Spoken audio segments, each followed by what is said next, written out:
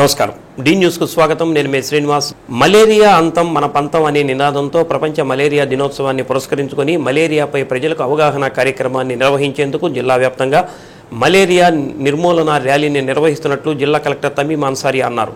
ప్రపంచ మలేరియా దినోత్సవాన్ని పురస్కరించుకొని జిల్లా వైద్య ఆరోగ్య శాఖ ఆధ్వర్యంలో నిర్వహించిన మలేరియా అవగాహన ర్యాలీని కలెక్టర్ జెండా ఊపి ప్రారంభించారు.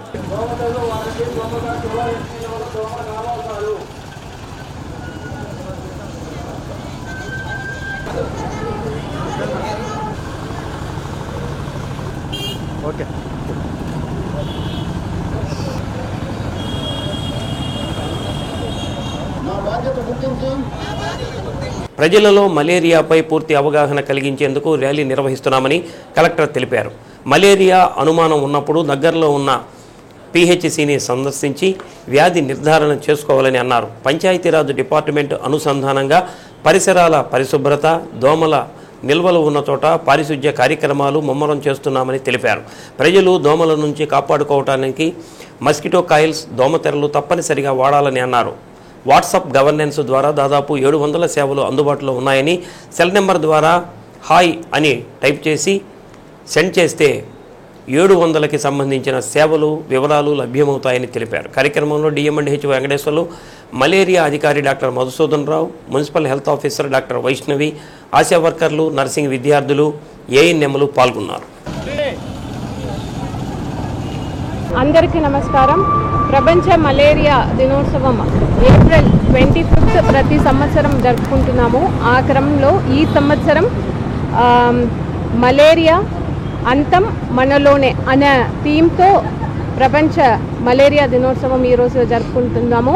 దీనికి ఒక ముఖ్య ఉద్దేశం ప్రజల మధ్యలో మలేరియా గురించిన ఒక అవగాహన కల్పించడం, అదేవిధంగా ప్రివెన్షన్, ఇయర్లీ సిమ్టమ్స్ని డిటెక్ట్ చేయడం, తర్వాత టైమ్లీ ట్రీట్మెంట్ ఇవ్వడం.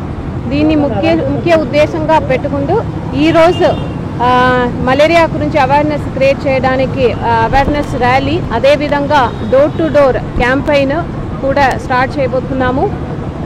ప్రజలకు ఏదైనా మలేరియా రిలేటెడ్ సిమ్టమ్స్ వచ్చిన వెంటనే పక్కన ఉన్న పిహెచ్సికి వారు వెళ్ళి వారు ఇమీడియట్గా ట్రీట్మెంట్ చేసుకోవాలి.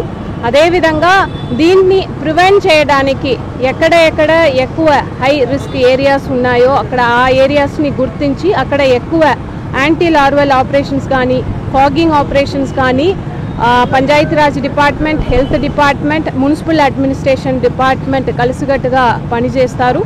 అదేవిధంగా ట్రీట్మెంట్ కోసం కూడా అన్ని పిహెచ్సిస్లో, సిహెచ్సిస్లో దానికి కావాల్సిన ర్యాపిడ్ డయాగ్నోస్టిక్ టెస్ట్ కిట్ కానీ, అదేవిధంగా ఏసీటీ అన్ని విధాల సదుపాయాలు అరేంజ్ చేయడం జరిగింది. ప్రజలు అందరూ కూడా దీని గురించి అవగాహన తీసుకుంటూ మీరు అప్రమత్తంగా ఉండాలి. దోమల నుంచి మిమ్మల్ని మీరు రక్షించుకోవడానికి దానికి కావాల్సిన మస్కిటో నెట్స్ కూడా మీరు ఉపయోగించాలని ఈ సందర్భంగా కోరుతున్నాను. అందరూ కూడా డిపార్ట్మెంట్ నుంచి ఏ సలహాలు మీకు ఇచ్చి ఉన్నారో దాన్ని మీరు పాటించాలని కోరుతున్నాను. Thank you. వాట్సాప్ గవర్నెన్స్ గురించి ఇప్పుడు ప్రజల అందరికీ కూడా అవగాహన కల్పించడానికి సచివాలయం సిబ్బంది ఇంటింటికి వెళ్ళి వారికి ప్యాంప్లెట్ కూడా ఇచ్చి అవగాహన కల్పిస్తున్నారు. సో మీ వాట్సాప్లో దానికి ఒక నంబర్ ఉంది. ఆ నంబర్కు మీరు హాయ్ అని మెసేజ్ పెడితే 12 డిపార్ట్మెంట్స్ ఇప్పుడు ఉన్నాయి. దాంట్లో దాదాపు 700 సర్వీసెస్ మీరు హాయ్ అని మెసేజ్ కొడితే మీకు కావాల్సిన సర్వీసెస్ని కూడా దాని లిస్ట్ అవుట్ వస్తుంది. దాన్ని మీరు సెలెక్ట్ చేసుకోవచ్చు. మీరు ఇంటి నుంచే మీ వాట్సాప్ ద్వారానే ప్రభుత్వ సర్వీసెస్ని మీరు వాడుకోవచ్చు. గత ప్రభుత్వంలో అనేక ఇబ్బందులు పడి కూటమి ప్రభుత్వం అధికారులకు వస్తే న్యాయం జరుగుతుందని అనేక ఆశలు పెట్టుకున్న పెన్షనర్ల సమస్యల పరిష్కార దిశగా ప్రభుత్వం చర్యలు చేపట్టి కోట్లాది రూపాయల బకాయిలను వెంటనే చెల్లించాల్సిన బాధ్యత రాష్ట్ర ప్రభుత్వంపై ఉందని, ఈ దిశగా తక్షణం చర్యలు తీసుకోవాలని ఏపీ జేఏసీ అమరావతి రాష్ట్ర అధ్యక్షుడు బొప్పరాజు వెంకటేశ్వర్లు అన్నారు.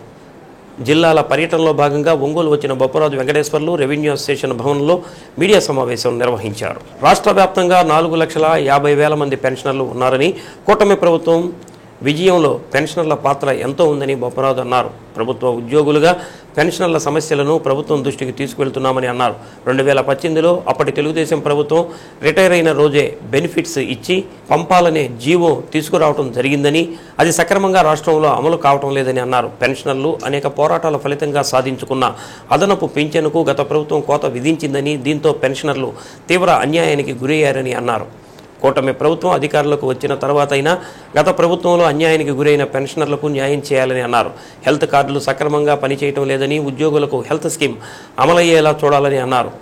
ప్రజలకు అవసరమైన అనేక పౌర సేవలను అందించేందుకు ప్రభుత్వం రెవెన్యూ శాఖ మీద నమ్మకం, భరోసాతో బాధ్యతలు అప్పగించడం జరిగిందని బొప్పరాజు అన్నారు. పారదర్శకంగా, వేగవంతంగా, జవాబుదారీతనంగా పాలన అందించాలని ముఖ్యమంత్రి చంద్రబాబు నాయుడు, రెవెన్యూ మంత్రి అనగాని సత్యప్రసాద్ చెబుతున్నారని అన్నారు. రెవెన్యూ శాఖ తరఫున పారదర్శక పాలన అందించడానికి తహసీల్దార్లు సిద్ధంగా ఉన్నారని, అయితే ప్రభుత్వం పనిచేయడానికి సరిపడిన సమయం ఇవ్వాలని బొప్పరాజు అన్నారు. టార్గెట్లు పెట్టి ఒత్తిడి చేయడం వల్ల పని వెనక్కిపోతుందని తెలిపారు. సరిపడిన నిధులు కేటాయించడంతో పాటు కార్యాలయాల్లో మౌలిక సదుపాయాలు కల్పించడం, కనీస చట్టాలపై అవగాహన, శిక్షణ కల్పించాలని అన్నారు. ఇవి లేనందున జవాబుదారీతనం లేకుండా పోతుందని అన్నారు. సమావేశంలో ఏపీజేఏసీ అమరావతి రాష్ట్ర ప్రధాన కార్యదర్శి రాజేష్, ఏపీ రెవెన్యూ అసోసియేషన్ జిల్లా అధ్యక్ష కార్యదర్శులు పిన్నిక మధుసూదన్ రావు, ఆర్ వాసుదేవరావు, కోశాధికారి ఓతకోలు శ్రీనివాసరావు, అమరావతి జేఏసీ మహిళా విభాగం అధ్యక్షురాలు ఎన్ జయలక్ష్మితో పాటు పలు ఉద్యోగ సంఘాల నాయకులు పాల్గొన్నారు. ప్రధానంగా ఈరోజు రాష్ట్రంలో ఉన్నటువంటి పెన్షనర్లు తీవ్రంగా ఇబ్బందులు పడుతున్నారు.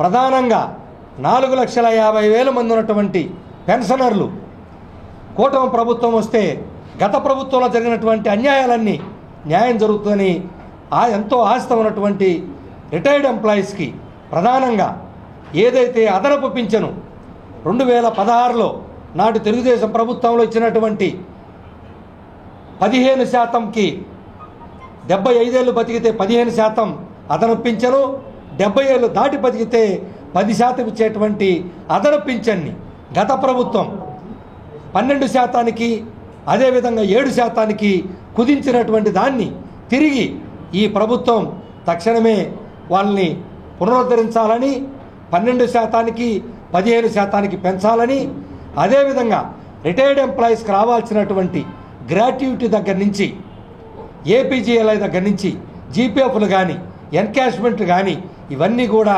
బకాయిలు, పిఆర్సీ, డిఏ అరియర్లు ముందుగా రిటైర్డ్ ఎంప్లాయీస్కి ఉన్న బకాయిలన్నీ చెల్లించాలి, వాళ్ళకి మొదటి ప్రాధాన్యత ఇవ్వాలని ప్రభుత్వాన్ని కోరుతున్నాం. అదేవిధంగా వాళ్ళ ఎంప్లాయీస్ హెల్త్ స్కీమ్ని ఈరోజు తీవ్రంగా రిటైర్డ్ ఎంప్లాయీస్ నష్టపోతున్నటువంటి నేపథ్యంలో ఆ యొక్క ఎంప్లాయీస్ హెల్త్ కార్డుని పూర్తి స్థాయిలో వినియోగంలోకి తీసుకురావాలని, అదేవిధంగా ఏదైతే ప్రభుత్వం రెవెన్యూ శాఖ మీద మరి పూర్తి బాధ్యతని, ఎక్కువ బరువుని పెట్టినటువంటి నేపథ్యంలో ఎన్ని బాధ్యతలైనా కష్టపడి చేసేదానికి రెవెన్యూ ఉద్యోగులు సిద్ధంగానే ఉన్నాం. మరి పారదర్శకమైన, వేగవంతమైనటువంటి, జవాబుదారీతో కూడినటువంటి పాలనని అందించేందుకు రాష్ట్రంలో అన్ని తహసీల్దార్లతో మేము సమావేశాలు ఏర్పాటు చేసుకొని వాళ్ళకి ప్రజలతో ఏ విధంగా మమేకమవ్వాలి, ఇంకా ఎలాంటి మెరుగైనటువంటి పాలన అందించేలో కష్టపడాలో మేమందరికీ చెప్పుకుంటూ ముందుకెళ్తున్నాం. మరి ఈ నేపథ్యంలో వారి దగ్గర నుంచి కూడా కొంత ఫీడ్బ్యాక్ని ప్రభుత్వానికి మీ ద్వారా తెలియజేస్తున్నాం. తప్పకుండా మేము కష్టపడి పనిచేసి పారదర్శకమైన, వేగవంతమైన పాలన అందించడానికి సిద్ధంగా ఉన్నాం. కానీ ప్రభుత్వం కూడా రెవెన్యూ శాఖ లాంటి ప్రధాన శాఖ మీద దృష్టి పెట్టాలి. ప్రధానంగా సరిపడా సమయం, సరిపడా నిధులు, సరిపడా మౌలిక సదుపాయాలు, సరిపడా శిక్షణ కూడా ఇవ్వాల్సిన అవసరం ప్రభుత్వం మీద ఉంది, బాధ్యత ఉంది. కాబట్టి ఆ పరంగా కూడా దృష్టి పెడితే మేము ప్రభుత్వం ఇచ్చేటువంటి ఈ అన్ని కలుపుకొని మేము ఇంకా ముందుకెళ్ళి ప్రభుత్వానికి, గౌరవ ముఖ్యమంత్రి గారికి, రెవెన్యూ శాఖ మంత్రులకి మంచి పేరు తెచ్చేందుకు రెవెన్యూ శాఖ ఈ రాష్ట్రంలో కష్టపడి పనిచేస్తుందని చెప్పి తెలియజేస్తున్నాం.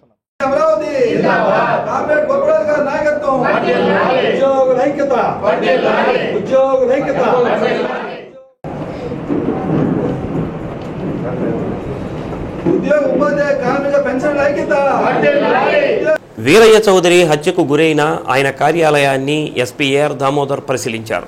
అక్కడ ప్రత్యక్షంగా చూసిన కార్యాలయ సిబ్బందిని విచారించారు. దుండగులు ఎలా వచ్చారు, ఏమి మాట్లాడారు అనేది అడిగి తెలుసుకున్నారు.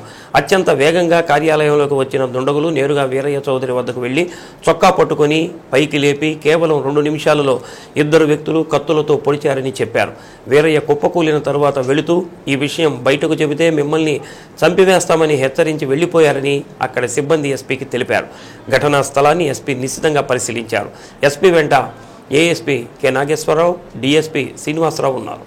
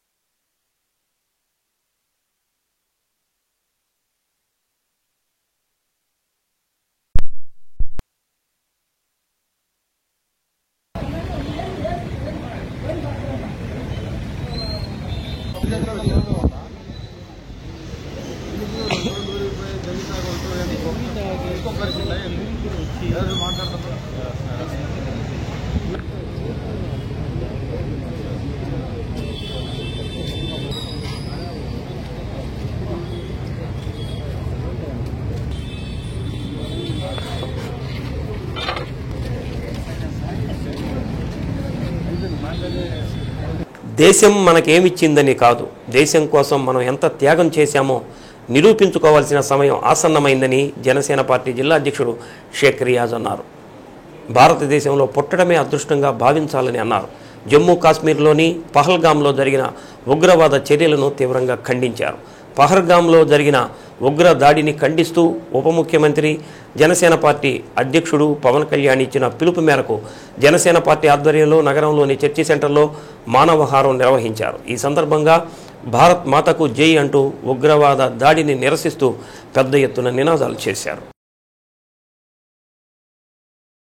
సభ్య సమాజం తలదించుకునేలా తీవ్రవాదులు 28 మందిని పర్యాటకులను తుదముట్టించడం కిరాతక చర్యగా అభివర్ణించారు. దీనిని ప్రతి ఒక్కరూ ఖండించాలని, ఉగ్రవాద చర్యలను సమాధి చేసేందుకు తీవ్రమైన చట్టాన్ని తీసుకురావాలని కోరారు.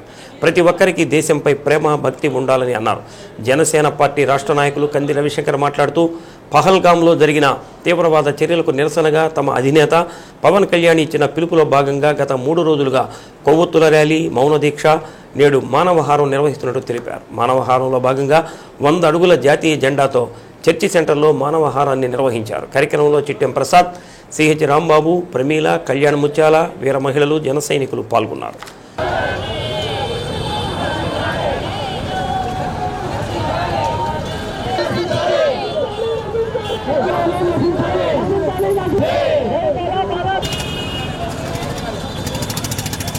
జమ్మూ కాశ్మీర్లోని పెహల్గామ్ ప్రాంతంలో జరిగినటువంటి ఉగ్రవాద దాడిలో 28 మంది భారతీయులు చనిపోవడం చాలా బాధాకరమైనటువంటి విషయం.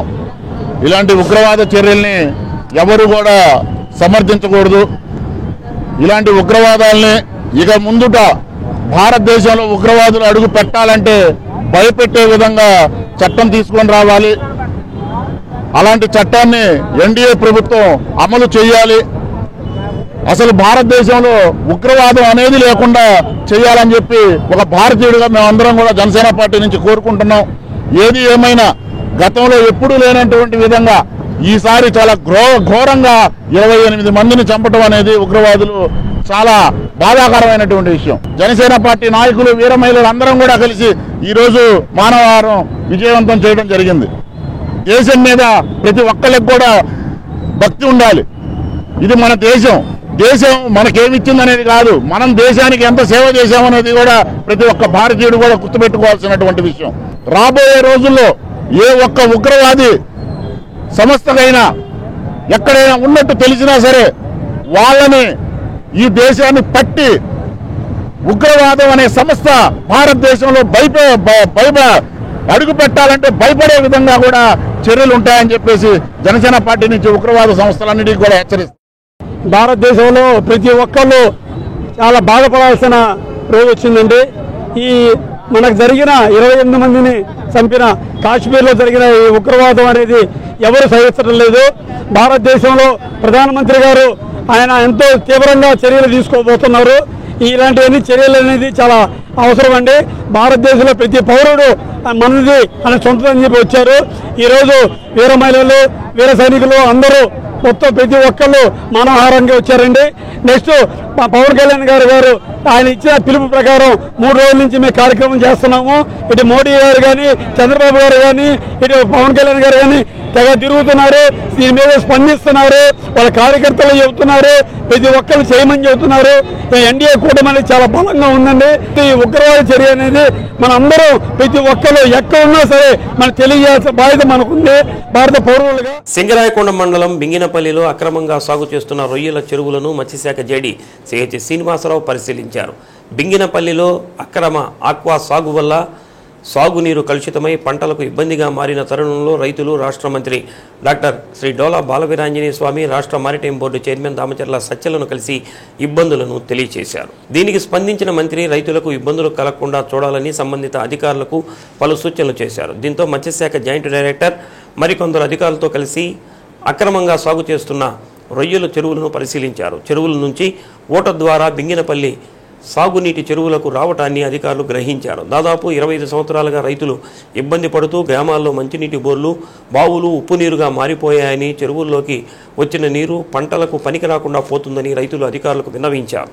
ఎగువ ప్రాంతంలో ఉండే కొన్ని ఆక్వా కంపెనీలు, ప్రైవేటు ఫ్యాక్టరీల నుంచి కూడా కలుషిత నీరు ఈ కాలువ ద్వారా చెరువులోకి ప్రవేశిస్తున్నాయని రైతులు వివరించారు. ఈ విషయాన్ని కలెక్టర్ ఉన్నతాధికారులకు దృష్టికి తీసుకువెళ్తామని అన్నారు. కార్యక్రమంలో అధికారులు, రైతులతో పాటు స్థానిక తెలుగుదేశం పార్టీ నాయకులు, సాగునీటి సంఘ కమిటీ సభ్యులు తదితరులు పాల్గొన్నారు.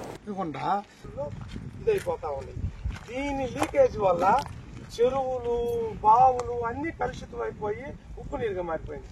మీరు ఎగ్జాంపుల్ ఇప్పుడు కానీ అక్కడ కానీ తొంగి చూస్తే చాలా పచ్చగా జిగటుగా ఉంటుంది. అనేక సార్లు వామపక్షాలు అంతా కలుసుకొని గ్రామస్తులు దీని మీద యాజిటేషన్ చేశారు సార్. కలెక్టర్ గారి కానీ అంతకుముందు అన్ని డిపార్ట్మెంట్ ఏదైతే ఉందో, పొల్యూషన్, ఇరిగేషన్ అందరినీ, కరెంట్ వాళ్ళు అందరూ వచ్చారు సార్. వస్తే అప్పుడు తాత్కాలిక ఆపారు. వాళ్ళ రైతులు ఈ చెరువు మీద ఆధారపడి బతుకుతున్నారు సార్. దీనికి ఏంటంటే మాకు అంగట్లో అన్ని ఉంది, అల్లుండి చెరువు ఉన్నట్లు మాకు 2 సోర్స్ ఉన్నా కూడా మా చెరువుకి ఇక్కడ వచ్చే వాటర్ వల్ల మంచినీళ్ళు తాగలేని పరిస్థితి. గతంలో ఈ చెరువులు రాకముందు ఆ చెరువు నీళ్ళు దోషితులతో మంచి సత్యానం తినేవాళ్ళు మా రైతులు, మేము, మా పెద్దోళ్ళంతా. ఆ పరిస్థితులు సార్ మీరు గమనించి దీనికి అసలు ఏమి లేవు. రైతులు కరెంట్ పవర్ లేదు, ఇరిగేషన్, గ్రౌండ్ వాటర్ ఏది పర్మిషన్లు లేవు, అన్ని చూసాం మేము. జమ్మూ కాశ్మీర్లోని పహల్గామ్లో జరిగిన ఉగ్రవాదుల దాడిని ఏపీజేఏసీ అమరావతి ఉద్యోగుల సంఘం తరపున తీవ్రంగా ఖండిస్తున్నట్లు రాష్ట్ర అధ్యక్షుడు బొప్పరాజు వెంకటేశ్వర్లు అన్నారు. ఒంగోలు నగరంలోని ఏపీ రెవెన్యూ అసోసియేషన్ భవన్లో జరిగిన కార్యక్రమంలో ఉగ్రవాదుల దాడిలో అమరులైన వారికి సంతాపంగా 1 నిమిషం మౌనం పాటించారు. పర్యాటక ప్రాంతానికి అనేక మంది భారతీయులు వెళ్లారని, వారిపై ముష్కరులు చేసిన దాడి హేయమైన చర్య అని బొప్పరాజు అన్నారు. ఇలాంటి చర్యలకు పాల్పడిన వారి పట్ల భారత ప్రభుత్వం కఠిన చర్యలు చేపట్టడం జరిగిందని అన్నారు. ఈ చర్యలకు రాష్ట్ర ప్రభుత్వంతో పాటు ఏపీజేఏసీ ఉద్యోగుల సంఘం మద్దతుగా నిలుస్తుందని బొప్పరాజు తెలిపారు. సమావేశంలో ఏపీజేఏసీ అమరావతి రాష్ట్ర ప్రధాన కార్యదర్శి రాజేష్, ఏపీ రెవెన్యూ అసోసియేషన్ జిల్లా అధ్యక్ష కార్యదర్శులు పిన్నిక మధుసూదన్ రావు, ఆర్ వాసుదేవరావు, కోశాధికారి ఓతకోలు శ్రీనివాసరావు, అమరావతి జేఏసీ మహిళా విభాగం అధ్యక్షురాలు ఎన్ జయలక్ష్మితో పాటు పలు ఉద్యోగ సంఘాల నాయకులు పాల్గొన్నారు.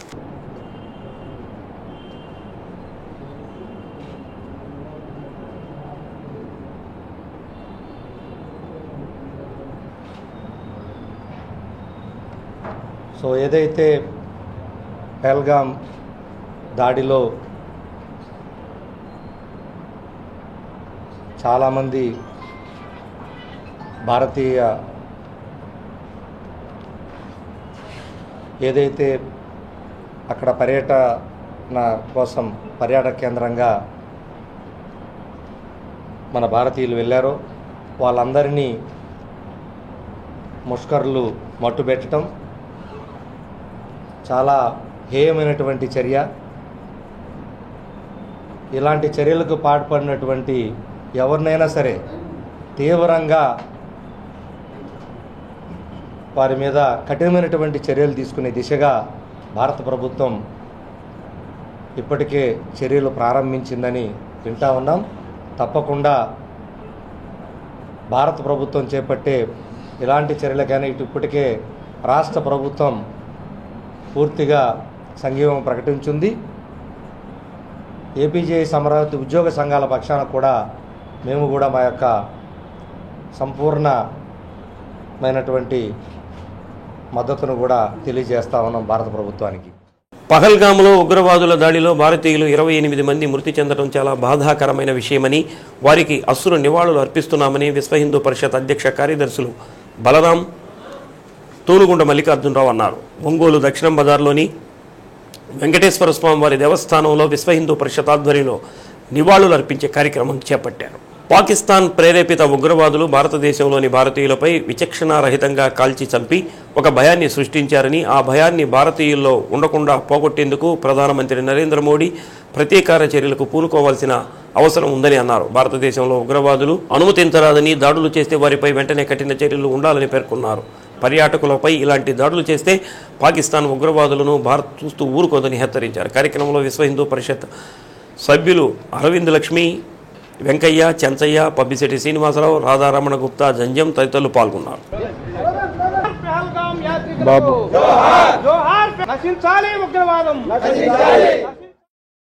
ఈరోజు ఏదైతే మనకి పెహల్గాంలో మొన్న జరిగినటువంటి ఉగ్రవాద దాడి కేవలం కావాలని అక్కడ ఉన్నటువంటి యాత్రికులను టార్గెట్గా చేసుకుని, ఆ యాత్రికుల్లో కూడా ప్రధానంగా హిందువులను టార్గెట్ చేసి నువ్వు హిందువా ముస్లిమా అనేటువంటి ప్రశ్న వాళ్ళు వేస్తూ, అట్లాగే నువ్వు కల్మా చదవగలవా లేదా అని నిర్ధారిస్తూ ఆ విధంగా వాళ్ళని వేరే వేరే ప్రాంతాలకు, కొంచెం దూర ప్రాంతాలకు తీసుకెళ్తూ వాళ్ళ భార్య పిల్లల ముందే వాళ్ళని షూట్ చేయడం జరిగింది. ఈ విధంగా సుమారుగా 28 మందిని వాళ్ళు చంపడం జరిగింది. కేవలం ఇది ఉగ్రవాద చర్య కాదు, హిందువుల మీద కావాలని చేస్తున్నటువంటి ఒక తీవ్రవాద చర్య. ఈ తీవ్రవాద చర్య ఏదైతే ఉందో ఇది పాకిస్తాన్ ప్రేరేపిత ఉగ్రవాద సంస్థల ద్వారా జరుగుతూ ఉంది. కావాలని ఏదైతే ఈ హిందువులనే టార్గెట్ చేసి ఈ దేశాన్ని ముస్లిం దేశంగా మార్చాలని, ఈ దేశంలో హిందువులందరినీ కూడా హతం చేయాలని, ఈ దేశం మొత్తం కూడా ఇస్లాం ప్రభావితం కావాలనేటువంటి ఒక దురుద్దేశంతో ఈ దేశాన్ని ముస్లిం దేశంగా మార్చడానికి ఈ విధంగా కుట్రపూరితమైనటువంటి విధానం ఉగ్రవాదులు వ్యవహరిస్తూ ఉన్నారు. దీనికి మేము చెప్తున్నాం, హిందువులంతా సమైక్యంగా ఉన్నారు, భారతదేశం అంతా ముక్త ఖండంతో ఖండిస్తూ ఉంది. కనుక ఖబర్దార్ ఉగ్రవాదులారా, మీరు ఏమైనా సరే అంతకు తెగించి ముందుకు రావడానికి హిందూ సమాజం సిద్ధంగా ఉంది, దేన్నైనా ఎదుర్కోవడానికి సిద్ధంగా ఉందని తెలియజేస్తున్నాం.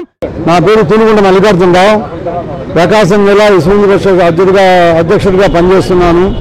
కాసిం బహార్లలో హిందూ యాత్రికులపై ఈ ఉగ్రదాడి ఎక్కువ జరిగింది.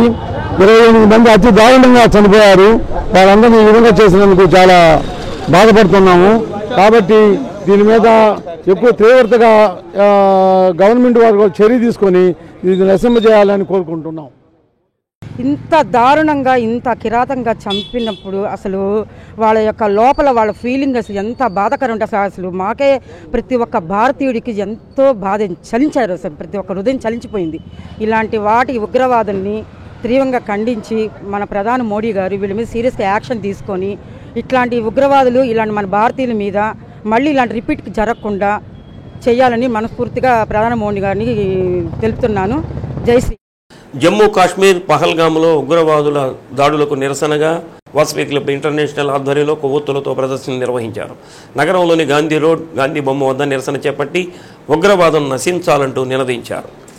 జమ్మూ కాశ్మీర్లో పర్యాటకులపై ఉగ్రదాడులు చేసిన మారణకాండ సృష్టించారని వాసవి క్లబ్ ఇంటర్నేషనల్ బ్రహ్మానందం అన్నారు. దాడులను భారతదేశ పౌరులు ప్రతి ఒక్కరూ వ్యతిరేకించాలని అన్నారు. వాసవి క్లబ్ ఇంటర్నేషనల్ పిలుపు మేరకు ఒంగోలులో ఈ కార్యక్రమం నిర్వహించారు. గాంధీ రోడ్ బండ్లమెట్ల మీదుగా కోర్టు సెంటర్ వరకు నిర్వహించారు. కార్యక్రమంలో గుర్రం రంగనాథ్, స్వామి సత్యం, చలువాది సత్యనారాయణ, పబ్బిశెట్టి రాజేష్, దుర్గా భవానీ, పవన్, భరత్ సింహ తదితరులు పాల్గొన్నారు.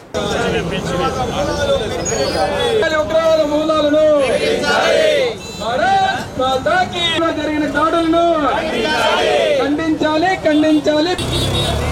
అణిచివేయాలి, ఉగ్రవాదాన్ని అణిచివేయాలి.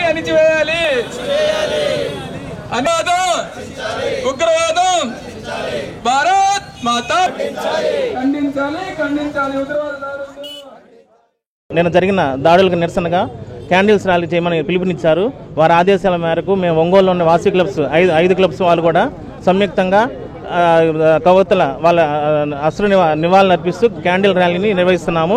ఇది మేము ముక్తకంఠంగా ఉగ్రవాద దాడులని ఖండించాలని మేము ఈ నిరసన వ్యక్తం చేస్తున్నాం. మొన్న జరిగినటువంటి కాశ్మీర్లోని పహల్గాం దాడులు, పర్యాటకుల మీద జరిగినటువంటి దాడుల్ని ఖండిస్తూ దాని నిరసనగా వాసవి క్లబ్ వారి ఆధ్వర్యంలో ఒంగోలు గాంధీ రోడ్డు దగ్గర నుంచి పత్తివారి స్ట్రీట్ మీదుగా టంకు రోడ్ నుంచి మళ్ళా గాంధీ వద్ద వరకు ఈ క్యాండిల్ ర్యాలీలు నిర్వహిస్తున్నాము. దీనిలో హిందువులు మరియు అందరూ భారతీయ దేశభక్తులందరూ ఈ యొక్క ఘటనను దిగ్భ్రాంతి చేస్తూ ఖండించాలని కోరుకుంటున్నాం. ఉగ్రవాద కాల్పుల్లో మృతి చెందిన భారతీయులకు నివాళిగా బాపూజీ మార్కెట్ కాంప్లెక్స్ ఎదురుగా Ongole electronics development association, electronics workers and union ఆధ్వర్యంలో నివాళి కార్యక్రమం నిర్వహించారు. కొవ్వొత్తులతో నివాళులు అర్పించారు. కార్యక్రమంలో గౌరవ అధ్యక్షులు మారెల సుబ్బారావు, అధ్యక్షులు Narasimharaju, Ongole electronics development association ప్రధాన కార్యదర్శి కోనంకి చిరంజీవి, జయరాజు, పివి శేషయ్య, ఏబీసీ శ్రీనివాసరావు, తెల్లమేకల శ్రీనివాసరావు, హుసేన్ బాషా, అనిల్ కుమార్, కృష్ణారెడ్డి, మల్లికార్జునరావు, తంబి, కోటి తదితరులు పాల్గొన్నారు.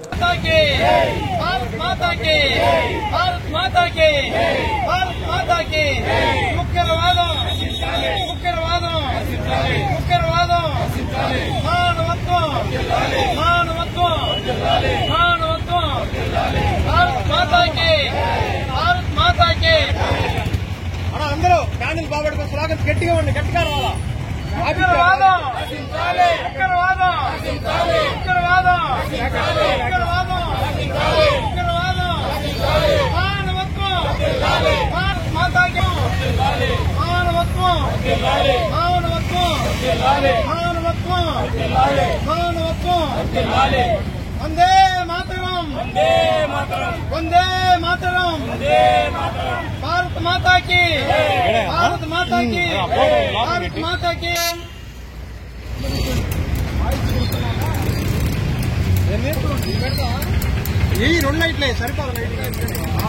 ముందుగా మా electronics development association, electronics workers union తరఫున వాళ్ళ కుటుంబాలందరూ కూడా మా ప్రగాఢ సానుభూతి తెలియజేస్తున్నాం. అదేవిధంగా వారి ఆత్మకి శాంతి కలగజేయాలని కూడా మేము కోరుకుంటున్నాం. నిన్న జరిగినటువంటి దాడి చాలా నీచమైన దాడి. ఎందుకంటే ఎందరో కుటుంబాలు ఆహ్లాదకరమైన జీవితాన్ని అనుభవించడానికి ఆ ప్రదేశాలకు వెళ్ళినప్పుడు మానవత్వం లేకుండా వాళ్ళని నిర్పాక్షపాతంగా కాల్చి చంపడం చాలా అమానుషం. ఇలాంటి ఘటనలని ప్రతి ఒక్కరూ పూర్తిగా ఖండిస్తున్నాం. ఇలాంటి ఘటనలు పునరావృతం అయితే నిజంగా ప్రజాస్వామ్యానికి విలువలు లేకుండా పోతుంది. ఇలాంటి వ్యక్తుల్ని కఠినంగా శిక్షించాలి. ఎలాగంటే బహిర్గతంగా వీళ్ళని ఉరి తీయాలి. ఎవరైనా సరే భవిష్యత్తులో ఇలాంటి చర్యలకి పాల్పడాలంటే భయపడాలి. భారత ప్రభుత్వం అలాంటి చర్యలు తీసుకుంటే గానీ ఇవాళ చనిపోయినటువంటి వ్యక్తులకు ఆత్మశాంతి కలగదు. మేము చెబుతున్నాం, ప్రతి ఒక్కరు కూడా ఈ ఉగ్రవాదాన్ని పూర్తిగా తురుముట్టి చేసి మానవత్వాన్ని కాపాడాలని చెప్పి మేము కేంద్ర రాష్ట్ర ప్రభుత్వాన్ని కోరుతున్నాం. ఇవాళ ఎందుకంటే ఇలాంటి చర్యల వల్ల మన కుటుంబాలను తీసుకొని ఏదన్నా ప్రదేశాలకి టూర్లకు వెళ్ళినప్పుడు చాలా భయపడాల్సి వస్తుంది. మళ్ళీ మనం తిరిగి క్షేమం ఇంటికి వస్తామా రామా అని. అలాంటి పరిస్థితులు రాకుండా ఉండాలి అంటే, భవిష్యత్తులో దేశం సురక్షితంగా ఉండాలంటే ఇలాంటి ఉగ్రవాది సంస్థలని పూర్తిగా నాశనం చేసేసేయాలి. ఈ చర్యకి పాల్పడినటువంటి వ్యక్తుల్ని బహిరంగ ఉరి తీస్తే గాని ఈ చనిపోయినటువంటి వ్యక్తులకి ప్రశాంతత కలిగిద్దని చెప్పి మేము తెలియజేస్తూ, ఈ మేమందరం కూడా Ongole TV mechanical Anil electronics development association వ్యక్తులు అందరం కూడా వాళ్ళందరూ కూడా ఒక మనసులోని అభిప్రాయాలు లేకపోతే తనకు ఏదన్నా ఇబ్బంది ఉంటే తెలియజేయడానికి హింసను ఎన్నుకోవడం అనేది చాలా దుర్మార్గం. అమాయక ప్రజల్ని బలి తీసుకోవడం అనేది చాలా దుర్మార్గం. ఇప్పుడు ప్రతి ఒక్క పౌరుడు కూడా, భారతదేశం ప్రతి ఒక్క పౌరుడు కూడా దీన్ని హింసని ఖండించాల్సిన బాధ్యత ఉంది. ఉగ్రవాదులకి ప్రజల తరపు నుంచి ఒక సంకేతం తెలియజేయాల్సిన అవసరం ప్రతి వాళ్ళు స్పందించాలి. దీన్ని మేము సమర్థించట్లేదు, మీరేం కోరుకుంటున్నారో అది తెలియజేయాల్సిన విధానం ఇది కాదు, హింసకి ప్రజాస్వామ్యంలో తావు లేదు అని నినదించాల్సిన అవసరం ప్రతి పౌరుడి బాధ్యత. మన పనులు మనం చేసుకుంటూ కూడా ఇలాంటి సందర్భంలో స్పష్టంగా మన అభిప్రాయాన్ని తెలియజేయాల్సిన బాధ్యత ఉంది. అలాగే పౌరులు బాల్య దశ నుంచే బాధ్యతగా ఉండే విధంగా విద్యా వ్యవస్థల్లో కానీ, తర్వాత సమాజంలో కానీ మంచి మానవత్వం, దాని విలువలు, తర్వాత ఇట్లాంటి విషయాల పట్ల అంటే మతోన్మాదం, తర్వాత ఉగ్రవాదం ఇటువంటి వైపు యువత వెళ్లకుండా తగిన చర్యలు తీసుకోవాల్సిన బాధ్యత మేధావులు, విద్యా వ్యవస్థలు, తల్లిదండ్రులు వీళ్ళందరి మీద కూడా ఉంది. ఆ విధంగా దీన్ని సమూలంగా దీర్ఘకాలిక ప్రణాళికతోటి దీన్ని నిర్మూలించాల్సిన అవసరం కూడా ఉంది. బాధిత కుటుంబాలకి సానుభూతి మా యూనియన్. నగరంలో తాటి ముంజల విక్రయాలు జోరుగా సాగుతున్నాయి. కొత్తపట్నం ఇతర ప్రాంతాల నుంచి ఆటోలలో తీసుకువచ్చి ఉదయం 10 గంటల నుంచి మధ్యాహ్నం 2 గంటల వరకు విక్రయిస్తున్నారు.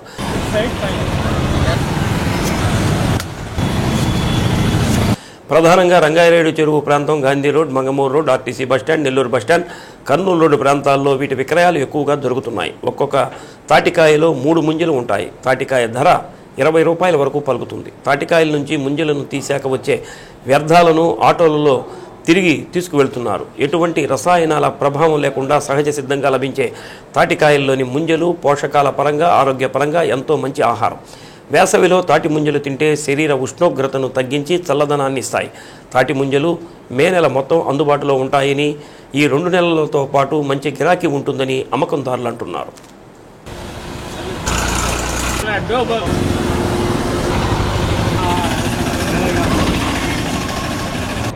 వాటి ఉపయోగం దాంట్లో నీరు ఎక్కువ ఉంటుంది కాబట్టి మనకి ఎండ వేడి కాబట్టి నీరు శాతం ఎక్కువ ఉంటుంది కాబట్టి మన అటు కొంచెం నీరు నీటిని తగ్గించేది అనేది అది ఉద్దేశం. ఇది ఎప్పటి నుంచి చిన్నప్పటి నుంచి మేము తాటి చెట్లు ఎక్కి తాటికాయలు కోసుకొని ఆడ కొట్టుకొని తిని వచ్చేవాళ్ళు. ఇవాళ ఏంటంటే టౌన్లోకి వచ్చాం కాబట్టి, టౌన్లో ఉద్యోగరీత్యా కానీ ఏదైనా పని నిమిత్తం టౌన్లోకి వచ్చాం కాబట్టి మనం తాటి చెట్లు జోలికి పోయేది లేదు. ఏదో వచ్చినాయి వాళ్ళు ఏదో 10 రూపాయలు చెప్తే మనం 8 రూపాయలు ఏదో అడిగి తీసుకొని అదేనండి. బాగా నీటి శాతం ఎక్కువ ఉంటుందని, బాగా తింటుంటే టేస్ట్గా ఉంటుంది. పిల్లలు కానీ ఇంట్లో ఫ్యామిలీ కానీ బ్రహ్మాండంగా తాటి ముంజలు అనగానే అదొక ఆసక్తి. తాటి ముంజలు అనగా అదొక ఆసక్తిగా తినటాన్ని అది ఎంత అనేది కాదు, తినాలని కోరుకుంటుంది తినడానికి. అది పాలపూడి సార్, మోటూరు మండలం. అక్కడి నుంచి కాయలు కోసుకొస్తాం, డైలీ అమ్ముకొని పోతాం. రోజుకి ఎన్ని కొడతారన్నా? రోజుకి 100 కాయ కడిచి 200 కాయ కొడతామన్నా. మీరు సొంతగా కొనుక్కొని? సొంతంగా నేను కొట్టుకొని తీసుకొస్తాను. మీకు గిట్టుబాటు ఉంటుందన్నా? నాకు కూలిపాటు ఉంటుంది సార్. కూలిపాటు 1000 రూపాయలు ఉంటుంది. 1000 రూపాయలు. ట్రాన్స్పోర్ట్ అన్ని బాను మొత్తం బాను 1000 రూపాయలు ఉంటాయి. ఇప్పుడు ఎంతమంది అన్న ఒంగోలు ఎంతమంది ఉంటారు? నాకు తెలియదు సార్. నా బట్టి నేను వస్తాను. మా ఊరి నుంచి 5-6 వస్తున్నారు. పక్కన పాలెం నుంచి ఎవరైనా వస్తుంటారు. సీజన్ మే నెల ఉంటుంది సార్. మే నెల అంతా ఉంటుందా? మే నెల అంతా ఉంది. దిగుబడి బాగానే ఉందన్న. ఈ ఏడు తక్కువే సార్. ఏడు అంతా మోయనం కాసినాయి అంతే. పోయినసారి ఎక్కువ ఉండే సార్. ఇప్పుడు 7 అనసిక్ అయింది, 1 నెల అయింది. మే నెలలో 10-16 తారీఖుల దాకా ఉంటాయి సార్. అంతవరకు ఉంటాయి, అంతవరకు అయిపోతుంది.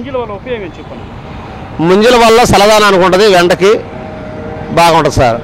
చల్లదానం ఉంటుంది, తింటాను ఉంటారు, ఆరోగ్యంగా ఉంటుంది. అదే మందులు వేసి పండించింది కాబట్టి, మందులు వేయకుండా గాలి వాతావరణంగా వచ్చింది కాబట్టి బాగుంటాయి సార్. ముందు వేసేది సార్, ముందు లేకుండా పండుతాయని. గాలి వాతావరణానికే వస్తాయి కదా, అంది సార్.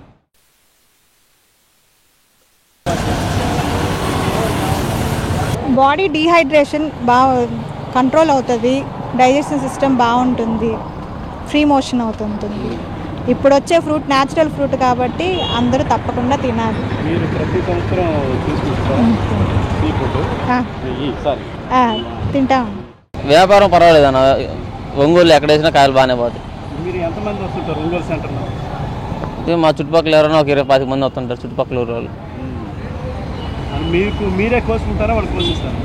కొంతమంది చెట్టు కింద కొట్టించుకుంటారు, లేకపోతే వాళ్ళు ఎక్కి కొట్టుకుంటారు కాయలు తాటికాయలు. సొంత ఏమన్నా అన్న, పొలాల మీద ఏరుకుని కొట్టుకుంటాం. పెట్టుబడి పోను ఆదాయం రోజుకు ఒక 1000 రూపాయలు 1500 ఉండేది అన్న మనిషికి.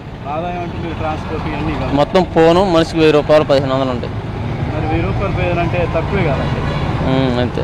ఎన్ని కొడతారు రోజు? రోజుకి ఒక 400-300 కొడతాం అంతే కాయలు. అంతేనా? పోతాయి వచ్చినాయి మొత్తం పోతాయి. పోతాయి. బాగానే ఉంటుంది. ఇంకేదైనా ఒక్క రోజు మిగిలితే ఏదైనా ఒక 20-30 కాయలు అట్ట మిగిలితే అవి పోతా పారేసి వెళ్ళిపోతాం లాస్ట్లో. అంటే రేపటికి కాయ పెద్దగా కొన్ని బాగుంటాయి, కొన్ని బాగోవని పారేసి వెళ్ళిపోతాం. కొరిసిపాడు మండలంలోని ఎస్సీలకు చెందిన వారు కార్పొరేషన్ లోన్లకు దరఖాస్తు చేసుకోవాలని ఎండీఓ రాజ్యలక్ష్మి తెలిపారు. నిబంధన ప్రకారం అన్ని పత్రాలను జత చేసి ఆన్లైన్లో దరఖాస్తు చేసుకోవాలని అన్నారు.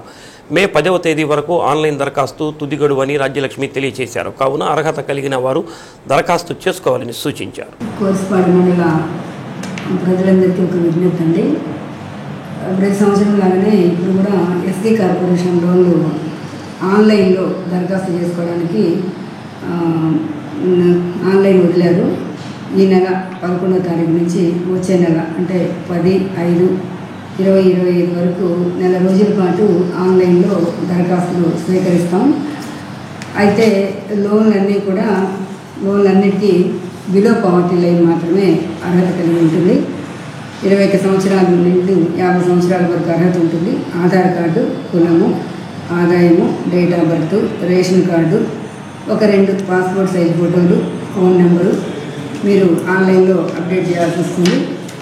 లోన్లు అనేవి మన పరిస్థితిని బట్టి మీరు ఏ విధంగా వాటిని అప్లై చేసుకోవాలనేది ఆన్లైన్లో ఒకసారి మీరు ఆధార్ నెంబర్ కొట్టి ఎంటర్ అవ్వగానే మీకు 2.5 లక్షల దగ్గర నుంచి 10 లక్షల దాకా లోన్లు డిస్ప్లే అవుతాయి.